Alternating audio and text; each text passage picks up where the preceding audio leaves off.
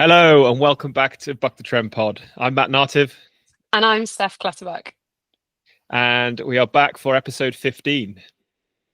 I'm just so impressed that we've we've managed to organise ourselves for 15 weeks to record a podcast. I mean, we've had some close calls, but I mean, I'd say that's personal growth.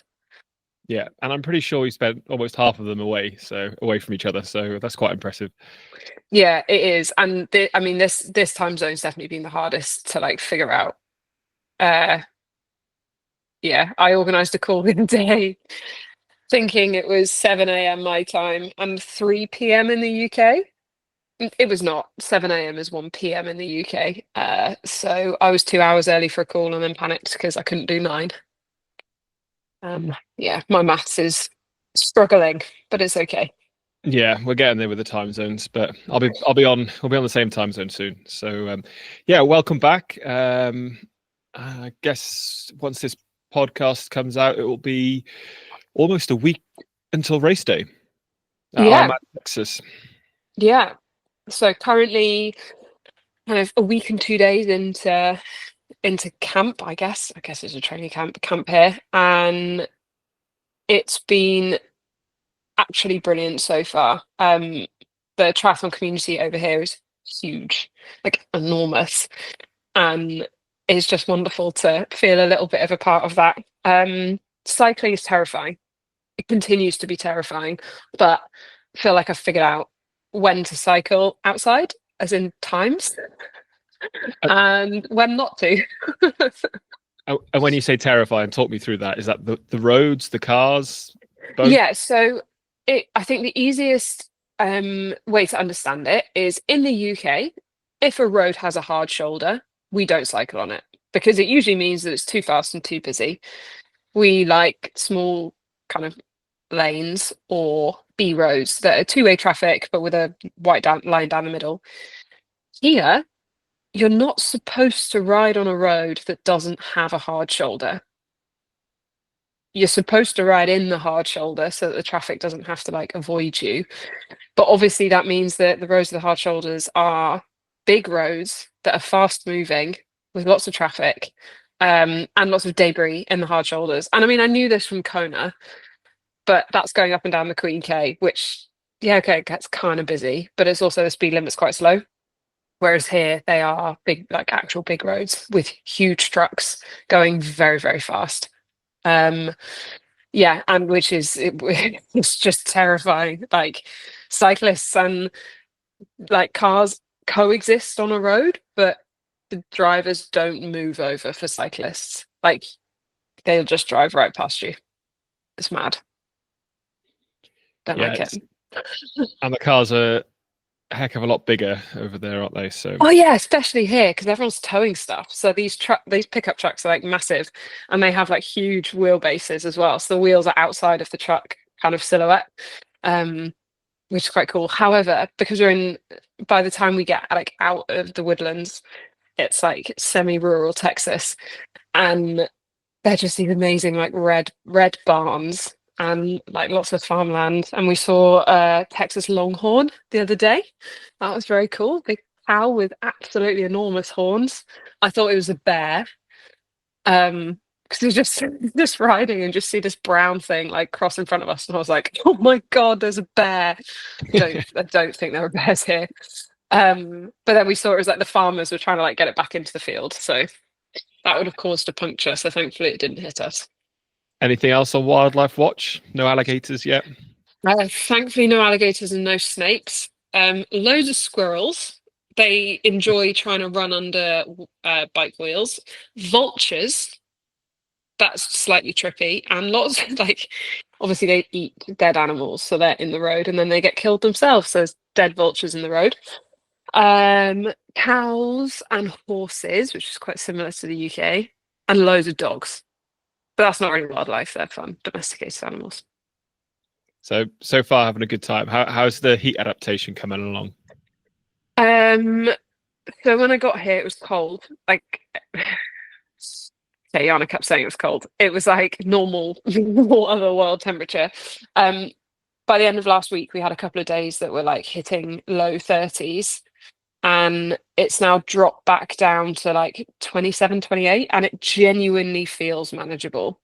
Um, so I feel like whatever we've done this year with the 4 weeks away and then coming here before the race is working. So like most physiological markers are normal now. Like, yeah, okay, I get warm, but my heart rate's not like skyrocketing like it used to.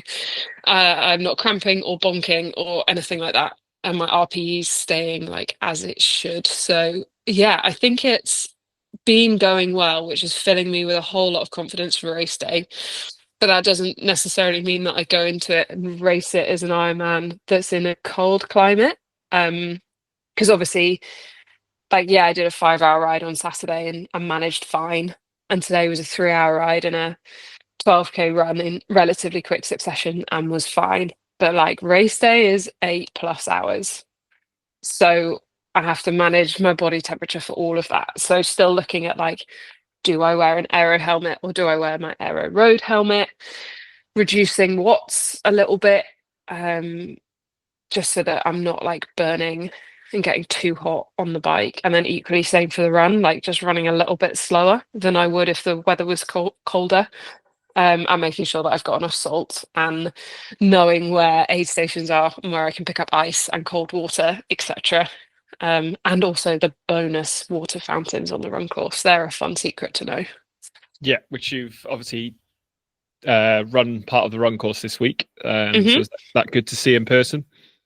Yeah, really great because I've like watched it on TV, but had absolutely no perspective of what's where. Yeah, and what's the terrain like? Is it just pavement or is it? Yes. Yeah, so there's one grass hill that's like 10 meters long apparently, but the rest of it is like pavement, very, very good quality underfoot. There's well, obviously I did a lot of instead of running on the road, I was running on the sidewalk, American term, or pavement, if you're British. But on race day, I think we run on the road.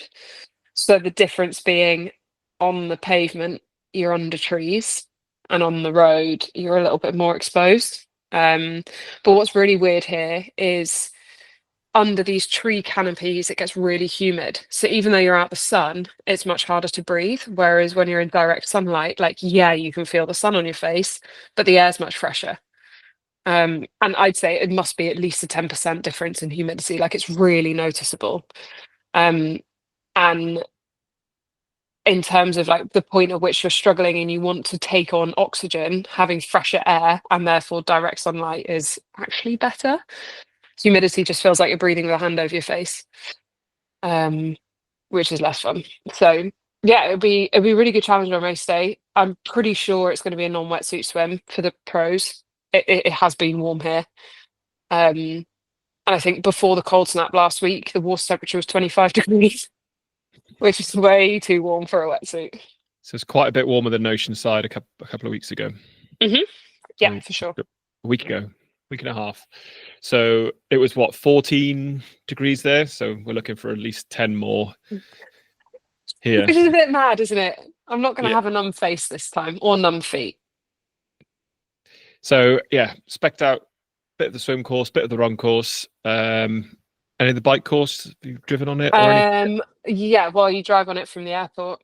Okay. And it's just long and wide and like a bit rolling. So it's like similar to the Chattanooga course from last year, but much less elevation. So Chats was super rolling. So like you'd be getting up to 75k an hour on these downhills, and then it would just ping you up the uphills on the other side. Texas is much flatter, but there are still some like overpasses that you go go up and over on. But yeah, I mean, there's not much to. It's just outback, basically, So and hope that the wind isn't bad. It's fairly straightforward. You're not going to get lost on this one then. I hope not.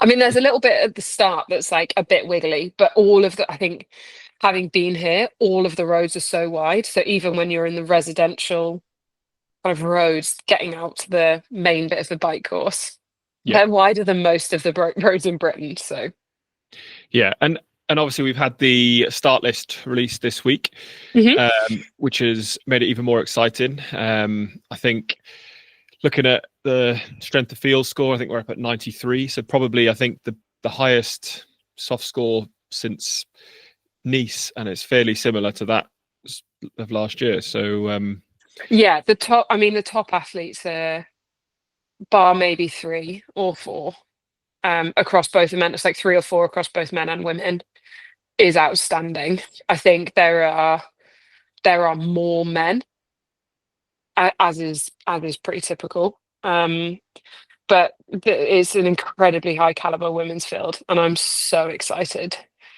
to race. Like it's a field that suits me. There's a lot of good swimmers, which is great.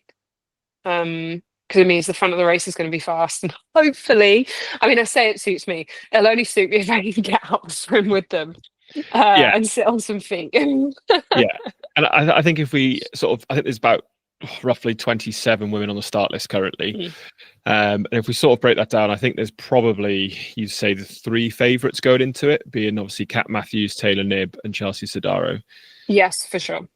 So I'd say they're probably the 3 stronger favourites going into it. But the depth just carries on all the way through. And like you say, there's some very good swimmers in the start list. So there's who have we got? Rachel Zelinskas, sorry. Teresa Adams, yourself, Julia Mola, Hayley Chura. Lisa Patera. Yeah, potentially She's Regan just Hollyoak. Yeah, Chloe Lane. She had a really good South Africa until So it wasn't. there's potential for a quick swim here with quite a big group. And the likes of potentially Kat might be able to hang on to that group potentially. And potentially a few others. Obviously, I'd imagine Taylor will probably be towards the front of that. But it'll certainly be quite an exciting start to the race if that opens out a little bit. Yeah, yeah, I think so. It'll be a really exciting race, and I think having ridden on the roads out here, like it is power based. Like this course is power based. It suits people that are able to be consistent with the power and ride wind well. And that being like be aero in the headwind and let your power come up and then just like maximize efficiency into the tailwind, which is really exciting because I feel like that's something that I have gotten much better at. It's just like, well, it basically becomes like racing on a turbo because you don't need to do much. You don't really need to take any corners. But yeah, it's going to be really, really exciting. And like you say, you mentioned Lisa's name as well. Obviously, she's coming off some good form after the T100 second place. Yeah, well, Lisa and like Regan, she's coming off a win in New Zealand as well. So like there are people that have, and Chloe was on form in South Africa until she got up. So there are people that have shown very early season form that are going to be here with a point to prove. And then a lot of unknowns. But Danny Lewis, like coming off Oceanside, she raced really Yeah, well. really good race. And yeah, she, you double the distance, so she'll have more of a deficit after the swim, but equally she has way more time to make up said deficit across bike and run. So yeah, I think it will be a race where hopefully you're only going to know who's going to win with like a K to go because they're the most exciting ones, with lots of like moving parts and different dynamics in play. Yeah, exactly. And I think it's the same, like I say, across the men's field. Obviously, you've got potentially the likes of Patrick, Christian. I mean, you can go through quite a few of the names there, I'm sure. Yeah, yeah, for sure. I mean, so here at the moment we've got Patrick flew out the day after Oceanside, as did Christian and Gustav and Casper. So they're all out here, have been getting used to the heat. We've had Andreas Solversberg, sorry, who has also flew out. He had a great result on Oceanside. I think he was ninth. But felt like he didn't have a good race, so was coming out to Texas with like the bit between his teeth, and has been out here prepping. Robert Carlin's arrived now, so like there are lots of people that are here and ready to put themselves in the best position to perform on race day. But I really like that people are coming out early because it makes it feel like Kona. that Kona 22 when everyone was out like 2 weeks before. Um, and there were just lots of people kicking around, and it just felt like we were all on training camp before a big race. So I think it's really exciting. There are lots of like strong fields, but equally being out here early and having so many people around is really relaxing me, because you're just able to get an insight into like what everyone else is doing and how relaxed everyone else is, and you're like, actually, if you're all chilled, like I can be chilled too. Yeah. Like I don't need to stress about this. And I guess obviously you've been able to train amongst some of the best in the world out there. Have you learned anything from them? The importance of being able to switch off. Okay. So been really fortunate. Like I did half a swim set with the Norwegians, which was really fun. And they're just so, and I think it's just like everyone is so open and welcoming. So I needed a lane. In the US, it's two people to a public lane, which is great. Like so great. But I had to jump into Christian's lane. And Gustav was like, "Oh, just join me," because he was going off on his own. So I just joined him and swam at the speed that he wanted to swim, so he had company. And then equally, like we're out here doing a lot of training with Patrick and his training partner Rusty. And it's just like, yeah, come to the pool. We're training at this time, or oh, we've got a ride. We'll all go out together because it's a bit safer. Um, and it's not super serious, and it's not I need to do hit this amount of watts for this time. It's just no, we're going to go out. We're going to execute the training, but if the session doesn't go to plan, like it's really no big deal. And we're going to hot tub after the swim because like we want to, and we don't need to stress and rush to the next session, which is really refreshing, rather than being like, oh no, we have to do this at this time, this at this time, this at this time. It's just like actually no, we enjoy doing this, so we're going to enjoy doing this. Yeah, yeah, and yeah, the hot tubs post session, is that for acclimatizing or is that for relaxing and having a chat? Well, you insisted I did it, so it's a Yana thing. She says she'll only go swimming if she gets in the hot tub after. But I think it is help, like it will help with the acclimatization, especially as we're swimming in the morning when it's slightly cooler. So you get a bit of like heat loading. I mean, we're not in it for long, maybe 15, 20 minutes. Although the other day we were in there for way too long on Sunday after my long ride, a long run, sorry. Just went and sat in it for like an hour and a half, going through bottle after bottle after bottle of water.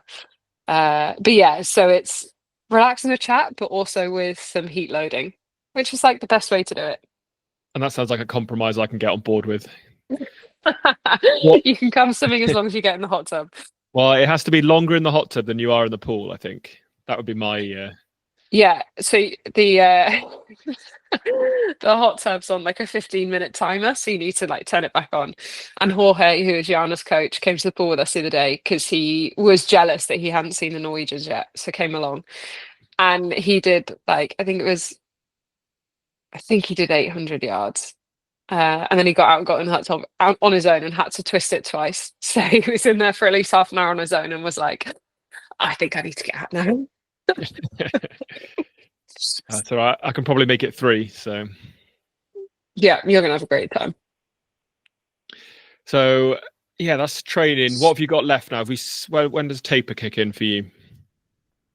Um, so I say tomorrow is my last like quality day. So I've got a hard swim in the morning, and then I've got a hard bike. Well, I don't know if it's super hard. It's like there's one that I tend to do 10 days out from a race, but I'm doing that inside. Because by the time I make it out to the road that you can do intervals on, my session would be like 6 hours for the intervals that I've got to do. So that's like 2 quality sessions, but hopefully we'll be done by lunchtime. And then after that, it's a bit of quality each day. So I've got a tempo run Thursday, hard swim Friday, and like a bike with a bit of upper aerobic Saturday. And then it's easy from then on. But even like the Thursday, Friday, Saturday, those total loadings across the day will be lower than I have been training at. So even though there's like some hard stuff, it's not going to be adding fatigue to my body in quite the same way than we have been doing. So Yeah, I'd say from tomorrow, paper is starting. It's just we have a bit of a soft run in rather than before Oceanside. I was training hard until the day we got on the plane. Yeah, It's just a bit more of like a petered out taper, which I think suits me quite well. Like I work well with a longer taper. And today is the first day that I've been feeling like properly good, good. which is great. So the next couple of days of loading, just make sure I don't feel too great too quickly. Um, but yeah, I'm confident that come race day, I will be feeling excellent, which is what we want. Good. And how obviously you've had a bit more time with the bike now. Obviously you've had a Mm, couple of training camps with it, but not much riding at home consistently on outside on it. So yeah. you've had quite a good now block outside on it. How's it feeling? Yeah, I think every session I'm getting more confident in how it moves and understanding of how it moves and how I need to ride it.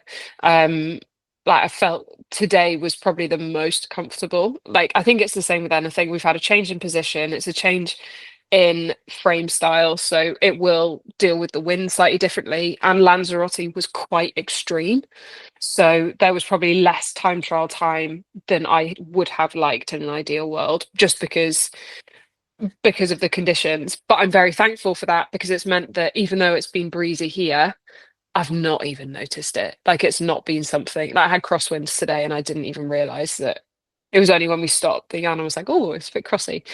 Um, but it was just like it was nowhere near as bad as it had been on camp. So took a lot from Lanzarote, but Justine had some really good rides, riding really fast. And the only reason I'm riding fast is because I'm riding on people's wheels. Um, but I think there's a lot to be said for just getting used to a bike moving quickly and therefore the force that you need to put out to make the bike move faster. Like putting out 200 watts at 20k an hour is not the same as putting out 20 watts at 40k an hour. So you have to be able to know what that feels like. And I just haven't done enough fast riding outside to feel that. Whereas, I mean, out here, like it was an easy 3 hour ride today and we averaged nearly 36k an hour. Like Yeah. it's just fast. So you get very used to the different like force profile that you're having to create. And it's the same as a cyclist, I guess, using motor pacing with a Yeah. motorbike or moped in front of them. They to just generate that speed and to see what it feels like riding in the peloton, for instance, and putting out the Yeah. watts at that speed is very different to putting them out at 20k an hour up a hill, for instance. Yeah, for sure. Cool. So yeah, training's going well. Taper is on the horizon, and then race week will be amongst us. Well, once this is released in a few days, really. Yeah. Yeah. So it all kind of kicks off on the Wednesday is when like the Ironman Expo opens and stuff. So yeah, we'll have a few days early next week of just like enjoying taper without the circus, and then it will kick off with registration and um, briefings and all sorts. So yeah, and then race day, mad. And obviously, this will be your first Pro Series of the year, full distance. Hmm. So there are what 5,000 points up for grabs. Yeah, yeah, yeah. There are. So the aim will be to finish as close to the front as possible, um, which is not easy to ask when you look at the start list. But I'll be there fighting for every second that I can. So Yeah, I think the intention is to race my own race and be smart and take advantage of other people where I can. But if I'm having to burn a match, then we're not going to go down that route because I know that I have far fewer matches to burn when it's hot compared to like a chats when it was raining and cold. I knew that I could push my body to the absolute limit and be fine. I will hit that threshold much earlier when it's hot. So I need to be smart as a racer. yeah, yeah. And I think was Vittoria Gasteiz, was that a Pro Series? That was a Pro Series last year, wasn't it? Yeah. Yeah. Yeah, it was. So, and I think you were ninth there in about 32 minutes from the front. So Yes. anything better than that will be a better score than last year. Yeah, for sure. So I think the hope is always to get off the bike as close to the front as I can and then lose as little time as possible on the run. Um, and the way to do that is to be as efficient as I can across swim bike. The difference being here is we've got the likes of Taylor turning up, and she is an excellent cyclist, like really, really excellent. So yes, I might be able to ride on her wheel. Whether I should or or not is a much more important question, and that's something that we're only going to know on race day. Because do we think on a flat course it will be less? But I guess if the wind's up, then you've got the headwind sections, and on the Yeah, flats. so last year the speeds weren't high, so Okay. the bike course times weren't that quick because it was so windy. So like I think people were saying that they were almost in their small front chain rings, needing their small front chain rings into the headwind because it was so extreme. But then coming back in the tailwind, they were spinning out on the big front chain ring and the smallest gear on the back, which is quite extreme and makes it very, very difficult to ride. Yeah. Whereas in previous years, it's just been a bit windy and hasn't really impacted bike speed. So, and we won't know that until race day. I mean, unfortunately, the more wind, the better it probably suits me because I'm slightly heavier. So I'm just a little bit less impacted by the headwind than some of the lighter athletes, but it's just a really grim way to race like that. So I think we're all hoping for a little bit less wind. Yeah. So I think it was 4:39 was the winning bike split last year. The asterisk being Cat had a penalty. Yeah. But yeah, 4:39 was Penny. Cat was on 4:41. And the other girls was sort of 4:41, 4:40. So, Mm. but I'd imagine with Taylor on the front this year, that could be quite a little bit quicker. Yeah, But yeah, that's exciting. but it is exciting. And we just, yeah, I think we're gonna have to wait and see, and see what happens. Yeah. Anything else you want to go over on the race? Race day, no. I do have a story. I nearly got kicked out, so I'm staying with Yana and her coach Jorge. And on Saturday, she had her like last race simulation. So she does a race simulation 2 weeks out from a race, and then the Tuesday, like the following Tuesday, she do her last big day. So I went out and I was like, we had some horrendous news at the back end of last week. So I was not really in the frame of mind to do the session that I had planned, but I wanted to ride my bike for 5 hours. And so I was like, okay, I'm just gonna come sit on your wheel, Yana. And I mean, if it gets too hard, I'm gonna let you ride away. But I'm just gonna sit there and hopefully it'll be fine. This segment for this loop. So the loop's like, I don't even know how many kilometers, but the segment's like 47 minutes long. So it's a big one. And because I was like riding off the back, I was third wheel. Um, took the corner a little bit late and like rode back onto the back of the train. And we got home later. I uploaded my ride, and Yana had recorded her first fastest time around the segment, so it was her PB. I beat her by 3 seconds by sitting on her wheel for the whole thing, just because I was slow to take the corner and rolled up onto her.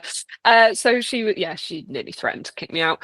And on top of that, we went to see one of the dogs that she dog sits, and the dog Winnie ran past Yana and came to see me, and I thought that was going to be it. I was going to be homeless in Texas. So I'm really sorry, Yana. And you get to see Winnie again this week, right? We do, yeah. We get to see Winnie at the end of this week, which you're going to be thrilled about because you get cuddles. So yeah, it's all getting very real. Everyone is starting to arrive now, um, which is great. Like yeah, I feel like I'm in quite a good headspace for the race, so I'm really excited. Good. That's what we want to hear. Hmm. Keep that for another week now. Yes, exactly. So in order to keep that, it will be making sure that I don't put any pressure on like any single session. It's just a case of doing what needs to be done each day. Like I know I'm in good shape. I know that I've put in the work. These last little bits are just making sure that my body stays firing for race day. Like I know if your age group is listening, like the concept of doing so much quality quite close to a race can be quite like alien. Um, but this is like, compared to the amount that I normally do, this becomes less and less and less. And I end up feeling really sluggish if I do too little. And now that I've kind of started to pull out of the hole that I was in at the end of March, I'm confident that we're on the right track. Good. So bring on Ironman Texas. Bring on Texas. I haven't got a hat yet. I need a cowgirl's hat. I'm not going to say cowboy's hat. Cowgirl's hat. Okay, I'll get a Cowboys hat then. Deal. I don't know if we want to move on to what the buck moment of the week. I kind of have one. I don't know if you've got anything. You go. You own it. So last week, we said that the university boat race was happening between Oxford and Cambridge in London. Mhm. And I'm pretty sure I predicted correctly and said Cambridge would have a bit of a clean sweep. Yeah, it's a good job you did as well, because you had money on that, didn't you? Yeah. And yes, they won the men's, females, and the reserves for both as well. So they won all 4 races on the Sunday, which was good. So yeah. That's huge. And in the context of Oxford had put in a change to not allow any PGCE students to race. So I think there were 3 Cambridge students that couldn't race the boat race. Yeah, they put in a couple of rules basically that would stop the PGC students racing, as well as anybody who'd started their undergraduate degree, I think 11 or 12 years prior. So there was one guy who couldn't race. He was doing an MBA, Olympic champion, and had gone there to do the boat race as well and couldn't race. So a bit gutting for those guys, but I guess good that Cambridge managed to sort of get it over the line first. Yeah, and that's big. Like a white or blue wash, a light blue wash is it's impressive. Like, to execute for all 4 boats to execute that is huge. So yeah, well done to them. That was my what the buck moment of the week.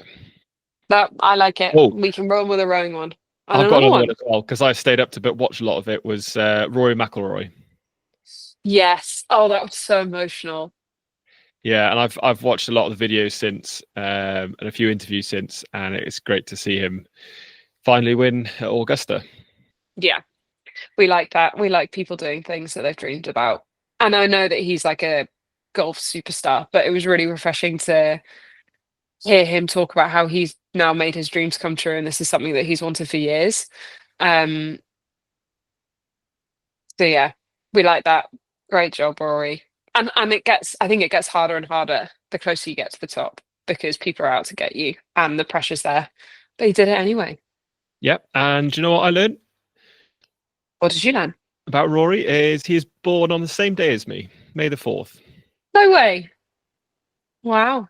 So happy Good birthday, birthday, Rory, friend. next month. Next month, not quite yet.